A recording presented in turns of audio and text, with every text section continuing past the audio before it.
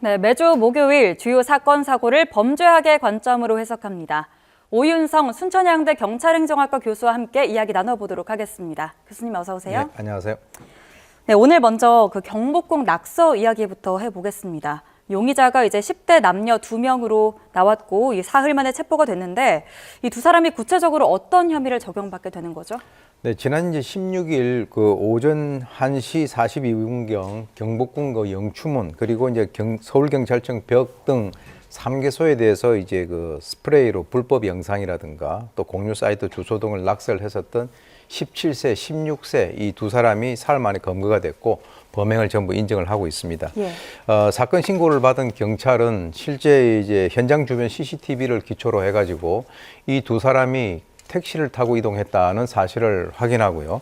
압수수색 영장을 발부받아 택시 승하차 기록을 확보하고 난 이후에 지난 19일 날 연인 관계로 알려졌던 이 두 사람을 주거지인 수원 부근에서 전부 다 검거를 했습니다. 그래서 경찰은 지금 이제 경복궁 영추문 낙서를 한 것은 문화재 보호법 위반 혐의로, 그리고 이제 서울경찰청 담벼락에 낙서를 한 것은 재물 손괴 혐의 적용을 검토 중에 있습니다. 예, 그런데 이 경복궁 담벼락이 사실은 복원된 거잖아요. 그럼 이런 경우에도 문화재보호법의 적용 대상이 될 수 있을까요? 지금 이제 그게 좀 논란이 되고 있습니다. 그래서 경복궁 담벼락이 복원 건축된 것이니까 과연 문화재보호법을 적용을 할 수 있는지 없는지에 대해서 이제 논란이 있을 수 있는데, 저는 개인적으로 남대문 화재 사고로 인해서 지금 다 복원됐잖아요.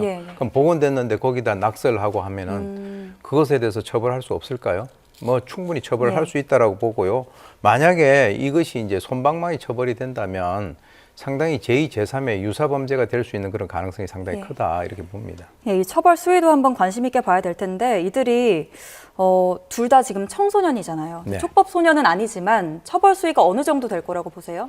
지금 이제 이 사람들은 15세, 17세니까 범죄 소년에 해당이 됩니다. 범죄 소년은 통상적으로 이제 소년법에 의해서 처벌을 받긴 하지만 촉법 소년들하고는 달리 그것이 중범죄일 경우에는 형법에 의해서 처벌을 받을 수도 있다는 거죠. 그런데 이제 지금 구속 문제와 연관해서 소년법 제55조 1항에 보게 되면 부득이한 경우가 아니면은 발부를 하지 않는다라고 하는 조항이 있어요.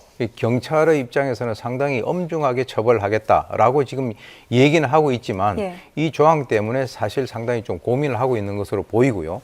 실제로 이제 문화재보호법 제92조에 보면 국가 지정 문화재에 대해서 손상이라든가 절취, 훼손을 통해서 여러 가지 효용을 저해한 자는 3년 이상의 유기징역이니까 상당히 강하게 처벌하고 있죠. 그런데 이와 유사한 것이 이제 지난 2019년도에 울산 울주의 언양 성벽에 대해서 욕설로 낙설했었던 그 당시에 40대가 1심에서 징역 2년을 선고를 받은 적이 있거든요.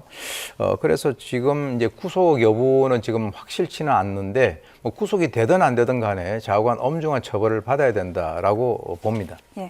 그러면 참 이런 범죄를 도대체 왜 저질렀을까 궁금해하시는 분들이 많은데 돈을 주겠다고 제안을 받아서 했다는데 그렇게 해서 받은 돈이 고작 10만 원이라고요?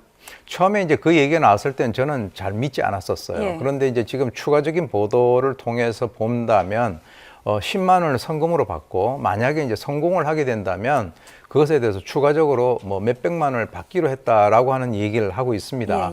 그런데 이제 실제 이 두 사람 같은 경우는 전혀 모르는 사람으로부터 SNS를 통해 가지고 그런 제의를 받았다라고 얘기를 하고 있는데 실제 사이트가 해외에 있고 그리고 이제 해당되는 아까 얘기 나왔던 사이트 측 같은 경우는 우리는 범행과 관련이 없다라고 부인을 하고 있는 그런 상황인데 경찰의 입장에서는 이 사이트가 외국에 있기 때문에 상당히 좀 난항을 겪고 있다 이렇게 봅니다.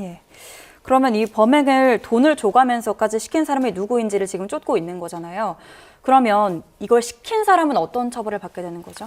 사실 이제 교사범인데요. 이제 형법 31조 1항에 보면은 타인을 교사를 해서 죄를 범하게 한 자는 죄를 실행한 자하고 동일한 형으로 처벌을 한다라고 하는 규정이 있기 때문에 동일하게 처벌을 받을 수 있을 것 같습니다. 그럼 이 범행에 책임 있는 사람 모두 처벌을 받아야겠습니다. 그런데요, 이걸 보고 또 따라하는 사람까지 생겨났습니다. 20대 남성이 모방 범죄를 저질렀는데 자수는 했지만 블로그에 올린 글을 보면 반성하는 기미는 전혀 없어 보이더라고요. 정말 그 어처구니 없는 그런 상황인데요. 예. 이 첫 낙서 사건이 있었던 바로 다음 날인 17일 오후 10시 20분에 특정 가수 이름이라든가 앨범의 제목, 하트 등을 스프레이 낙서를 해서 모방 범죄를 저질렀던 이 20대 남성이 경찰에 이제 자수를 했습니다. 예. 그런데 이제 범행 동기를 보게 되면 실제로 이 낙서 신고가 접수된 것이 17일 오후 10시 20분인데 1시간 전에 편의점 계단에서 맥주를 들고 인증사진을 찍었고요. 그리고 이제 범행 동기는 관심을 받고 싶었다. 이렇게 얘기를 하고 있는데 블로그를 보게 되면은 담벼락 낙서 사진을 자기가 올리면서 제 전시회 오세요. 곧 천막이 쳐지고 마감될 텐데 예. 입장료는 공짜다 이렇게 얘기했고요. 그리고 이제 20일 오전에는 직구전 장난에 좀 치고 싶었다. 그래서 이제 죄송하다라고 얘기했다가 아니 죄송하지 않다. 나는 예술했을 뿐이다. 그래서 문화재 낙서를 하는 그 행위에 대해서는 대단히 정말 대단한 행위다 이렇게 본인이 생각을 했다라고 합니다. 그러니까 범죄라는 생각이 지금 전혀 없다는 건데 그런데 이 사람이 미술관에서 예술품 일부를 훔치기까지 했다고요? 예, 이제 YTN 그 단독 보도에서 이제 그것이 예. 밝혀졌는데 실제로 이제 젊은 작가, 디자이너, 변호사들 이 4명이 모여서 만든 그 미국 아티스트 그룹에서 미스치프라고 하는 그 그룹이 있는데요. 예. 이 전시회가 이제 그 지난달에 열렸습니다. 그런데 이 남성은 전시된 거기에 가가지고 전시된 모자 중 일부를 갖다가 절취를 해가지고 그 나중에 이제 그 경찰 조사를 받은 적이 있는데요. 실제로 이 경찰 조사를 받기 전에 경찰서 앞에서 그 모자를 갖다 또 찍고 인증사진을 찍었다라고 예. 하는 거죠. 그러니까 지금 경찰에 입건됐을 때도 인증사진 찍고 이번 낙서 사건에서도 인증사진을 찍었다. 끊임없이 남으로부터 어떤 그 예. 관심을 받고 싶은 사람인데 이런 종류의 사람들에 대해서는 사법 처리는 물론 손해배상 청구를 통해서 정말 뼈 때리는 처벌을 예. 갖다가 해야 될 것으로 봅니다. 네, 그러면은 이렇게 이런 사람들이 문화재나 예술 작품을 막 파괴하고 훔치고 이런 심리가 뭘까요? 실제로 이제 많은 사람들이 담벼락이라든가 화장실 안이라든가 이런 그 장소에다가 낙서를 갖다 하죠. 네. 그래서 이제 실제 이 낙서를 하는 소위 그 호모 그래피티라고 하는 이 사람들이 많은 것은 예, 이 심리적인 배설을 통해서 자기 내면에 있는 욕구를 표출하고 싶은 그런 그 시도로 볼 수 있는데요. 네. 만약에 이 사람들이 동네 벽에다가 낙서를 했으면 이렇게까지 문제가 안 됐겠죠. 예, 그렇죠. 그런데 이제 우리 문화재에다가 이런 행동을 갖다가 하는 단계까지 왔는데 실제로 이런 행위를 갖다 우리가 반달리즘이라고도 얘기를 해요. 예, 반달리즘이요? 그래서 반달리즘이라고 예. 하는 것은 이 낙서를 포함해서 문화유산, 예술, 공공시설 또는 자연환경 또는 경관을 훼손하는 그런 행위를 얘기를 하는데요. 이 범죄학적 측면에서는 이런 행위를 우리가 정신적인 성숙이라고 하는 것이 육체적인 성숙을 따라가지 못해서 부정적인 그런 어떤 심리 상태 하에서 발생하는 문화 거부 또는 폭력적인 어떤 그 반항 행위로 해석을 하는데 예. 거기에다 플러스 뭔가 튀어보고 싶다라고 하는 그런 심리도 도사리고 있겠죠.